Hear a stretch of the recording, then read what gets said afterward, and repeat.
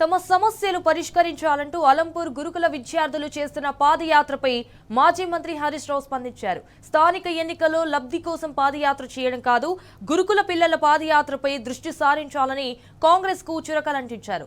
దిగజారుతున్న గురుకుల వ్యవస్థను కాపాడాలని రేవంత్ రెడ్డికి హితవు పలికారు.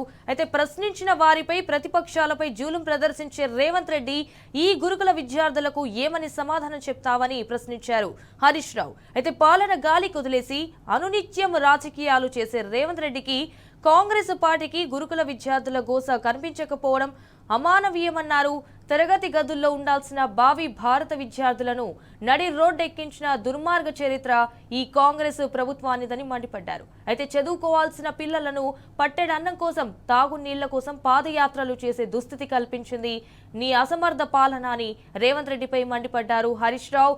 వి వాంట్ జస్టిస్ అన్నందుకు పోలీసులను పెట్టి బలవంతంగా డీసీఎంలలో విద్యార్థులను తరలించిన నీచమైన చరిత్ర ఈ ఇందిరమ్మ రాజ్యనిదని ఫైర్ అయ్యారు.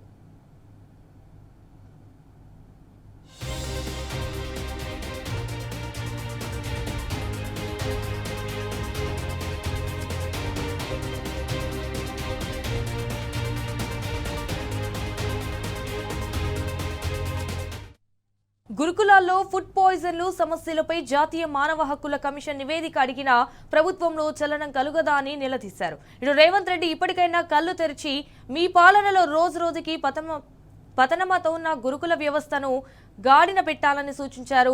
అలంపూర్ చౌరస్తా నుంచి పాదయాత్రగా వెళ్లి జిల్లా కలెక్టర్కు విద్యార్థులు ఇవ్వాలనుకున్న ఫిర్యాదుకు తక్షణం పరిష్కారం చూపించాలని కూడా డిమాండ్ చేశారు.